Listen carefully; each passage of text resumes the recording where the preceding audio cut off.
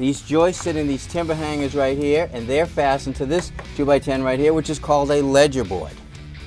But what I don't see is any mechanical fasteners through the ledger holding the deck to the house.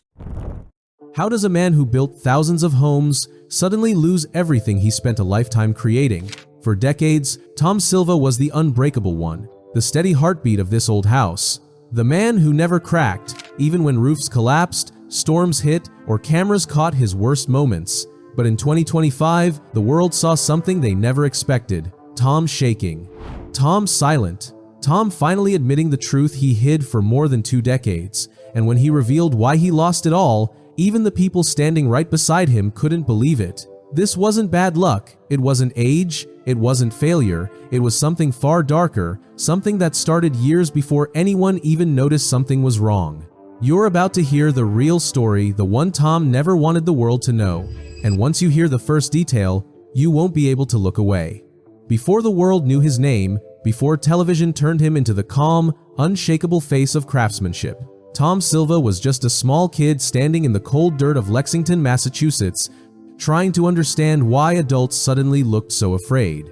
His father shaped stone for a living. His older brother handled tools before Tom even knew their names. And in that house, nobody waited to grow up. You learned by doing, or you were left behind. Tom mixed mortar at 8, framed tiny sheds at 10, and picked up scars he still carries today. But none of those early lessons compared to the moment that changed everything. Because one day, the Silvas decided to dig a hole. Not a small trench, not a garden cutout, a massive underground chamber carved straight into the earth beneath their 1787 colonial home, the kind of job even adults would hesitate to start.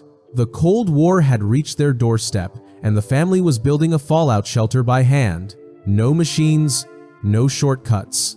Just shovels, aching backs, and the belief that survival depended on getting this right.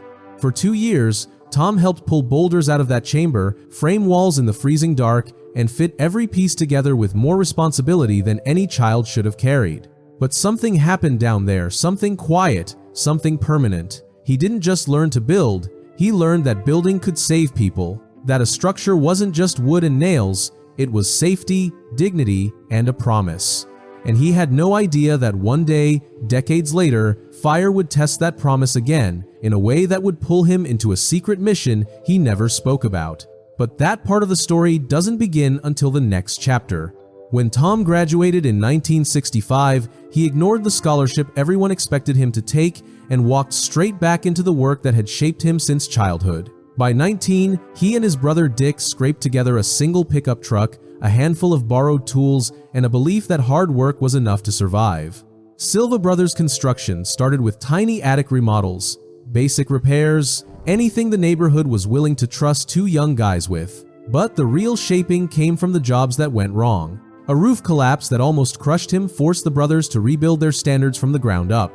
A faulty foundation they were blamed for dragged them into a lawsuit so brutal they had to mortgage their home just to stay afloat. Instead of arguing in court, Tom spent 3 straight months returning to the site every night, rebuilding the entire structure with his own hands until even the angry client had no choice but to respect the honesty in front of him. That moment spread through town like a quiet legend, the kind of story homeowners tell in whispers about the carpenter who would rather lose sleep than lose integrity.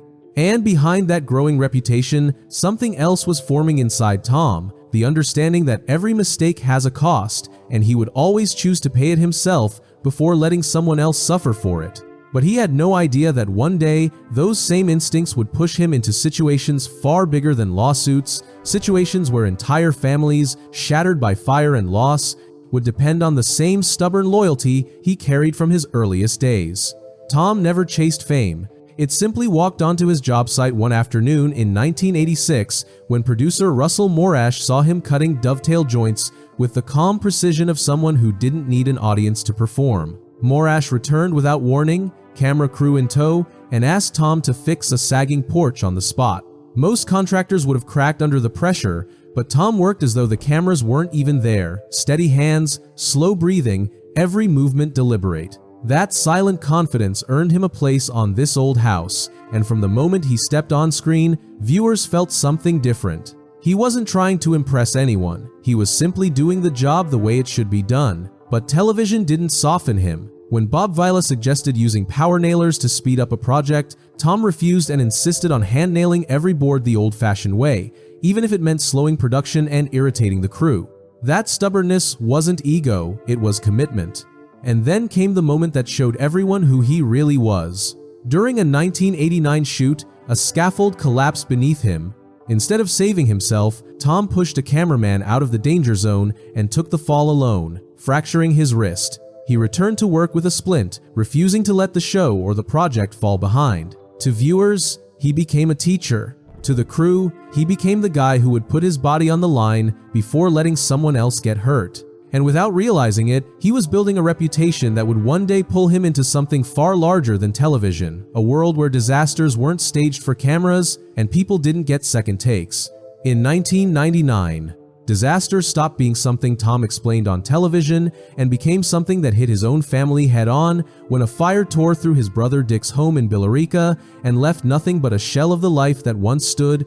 Tom had spent years teaching America how to rebuild, but standing in that ash-covered doorway, the rules felt different. This wasn't a project, this was family. He could have stepped back and let insurance, contractors, and officials handle it, but that wasn't who he was. Instead, he put on his work boots and rebuilt the house from the ground up, board by board, refusing to let the flames have the final word. Cameras eventually captured pieces of the restoration for this old house, but what they showed was only the surface. What viewers didn't see was the weight he carried after witnessing what fire does to a home, a family, a memory. The smell of burnt timber stayed with him. The silence of a room where laughter used to be stayed with him. And from that moment on, every job involving fire, whether it was Massachusetts, California, or anywhere else, hit him twice as hard. Something shifted in him after Billerica. He no longer saw disaster work as a segment for TV, he saw it as a responsibility he owed to anyone who had lost everything in a single night. And that quiet promise he made to himself would lead him down a path of secret acts, hidden donations, and private rebuilding efforts that the world wouldn't hear about for more than 20 years. After the fire, Tom returned to work with a different kind of intensity, and it showed in the way he approached every project. He never cared about being the fastest guy on the crew. He cared about being the one who got it right. When most builders propped up uneven floors with cheap shims and a hopeful prayer, Tom invented his own layered cedar wedge method that quietly spread through New England like a secret handshake among carpenters. When old hardwood floors warped from coastal humidity, he didn't rip them out like everyone else. He dug a hidden trench, built a discreet dehumidification system, and saved homeowners thousands while making it look effortless. Even his museum projects carried that signature mix of tradition and rebellion. He restored 200-year-old beams using tools from the 1920s, but modified the process just enough to outlast anything modern suppliers offered. And every time someone told him to modernize or keep up with the industry, he shook his head and did the exact opposite, blending old wisdom with new logic, until his work became something people started studying instead of copying. What viewers never realized was that these innovations weren't about showing off. They were his way of making every structure stronger than the one life took from his brother. Every board, every joint, every quiet trick he invented was a promise to himself that no family under his watch would ever lose a home the way his family once did. But the real test of that promise was still ahead in places where storms, earthquakes, and wildfires didn't wait for TV cameras before ripping entire towns apart. For all the admiration viewers had for Tom's calm voice and steady hands, almost no one understood the physical price he was paying behind the scenes. Decades of lifting beams, crawling through attics, hauling lumber, and working through winters finally caught up with him, and by 2007, his spine gave out in a way no camera would ever show.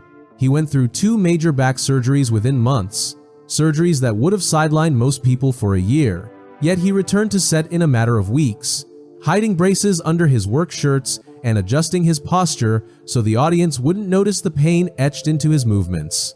Then came the falls, the sprains, and the quiet injuries he shrugged off because production schedules didn't wait and homeowners depended on him. The worst came in early 2025 when he slipped from a ladder and fractured his hip, a break that should have forced him into months of recovery. But instead of slowing down, he turned the injury into a lesson for everyone watching, creating a ladder checkpoint method and admitting something he rarely said out loud. Even a lifetime of experience doesn't protect you from a single misstep. What people didn't see was the toll these injuries took on him mentally. Each time his body broke, he felt a shadow of that old fear, the fear of not being able to show up for his family, or a crew member, or a homeowner who needed him. And with every comeback, he pushed a little harder than he should have, as if proving to himself that he could still carry the weight he'd chosen long ago.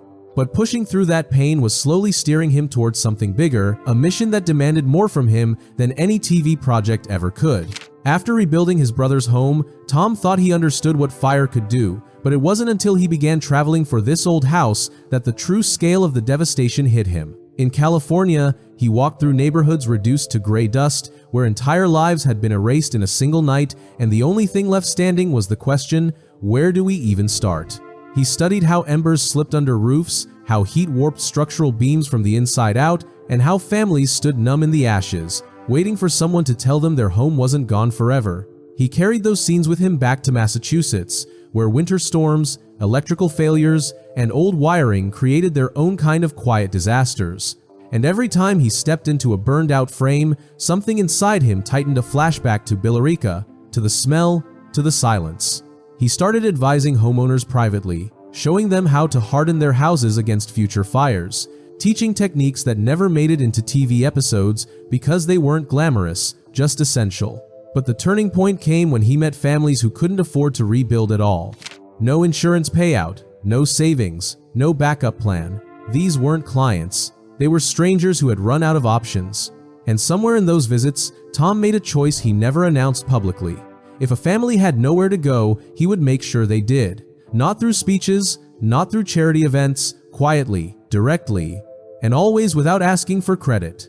Those early wildfire walks weren't just research for TV, they were the beginning of something he would spend years hiding, something that explained where so much of his energy, time, and money had been quietly disappearing. On camera, people loved Tom for his craftsmanship, but off camera, there was something even more revealing, an obsession with old tools that started as a hobby and slowly turned into a collection powerful enough to tell its own story. By 2025, he had gathered more than 200 vintage saws, planes, chisels, and hand tools, each one restored with the same care he once used on historic homes. Fans thought it was nostalgia, collectors thought it was investment, but the truth sat quietly behind those polished blades. Many of the tools he restored weren't sold to decorate someone's wall, they were sold to fund something much larger.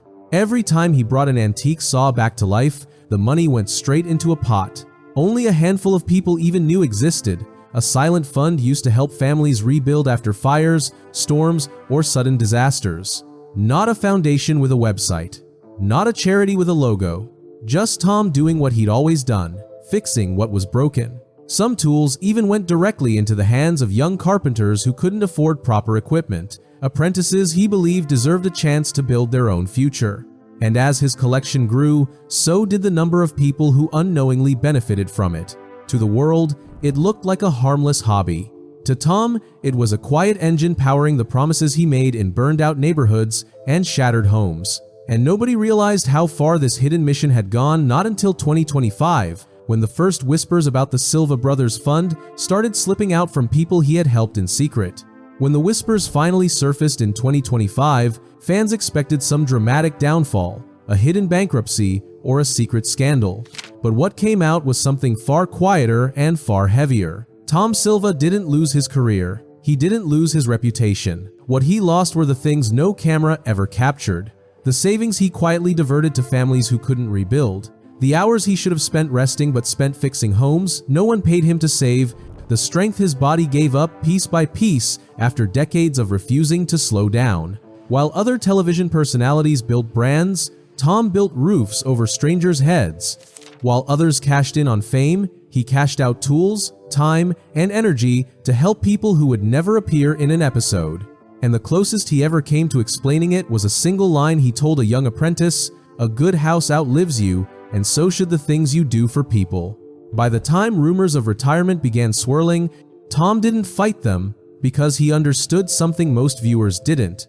Stories end, but legacies don't. His lost it all wasn't a tragedy, it was the quiet cost of choosing other people's homes, other people's futures, and other people's survival over his own comfort.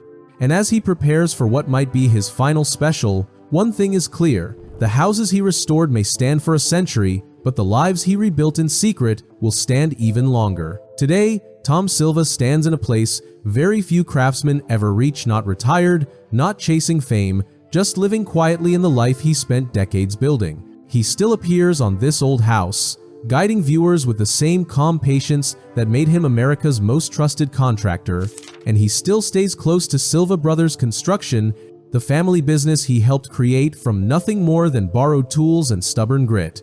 At home in his 19th century Massachusetts house, he and his wife Susan live the same grounded life they have always lived, surrounded by the history he has spent a lifetime preserving. His children, TJ and Kate, grew up watching a father who valued precision over shortcuts, character over noise, and work that lasted longer than he ever would. Public estimates say he's worth somewhere between $2 and $5 million, but anyone who knows his story understands that money was never the thing he measured himself by. His wealth is in the generations he trained, the homeowners he reassured, the apprentices he lifted, and the countless people who learned to swing a hammer because they watched him do it with unshakable confidence. And as he moves into the later years of his life, he isn't chasing a final spotlight, he's shaping his legacy the same way he shaped every home, quietly, carefully, and with a kind of honesty that doesn't need applause. If he steps away in 2026, it won't feel like an ending. It will feel like the closing of a chapter written in sawdust, sweat, and the steady heartbeat of a man who never stopped building. Tom Silva may not say it out loud, but the truth is clear: the houses will stand for generations, but the man who restored them has already become part of American craftsmanship forever.